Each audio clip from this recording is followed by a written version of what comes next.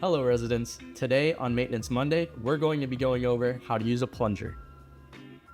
Before doing anything, ensure there is enough water to cover the entire suction cup of the plunger.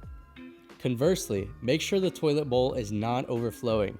Use the valve located behind the toilet bowl to shut off the water supply. Make sure not to overturn the valve as this could break the pipes. Cover the entire hole of the toilet with the plunger.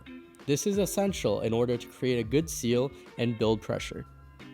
Start by plunging slowly to remove all air trapped in the plunger's base. This will limit splashback. Begin plunging more vigorously and use a consistent speed. This will create suction and help dislodge the clog. Depending on the severity of the clog, this could take anywhere between 15 seconds and 5 minutes.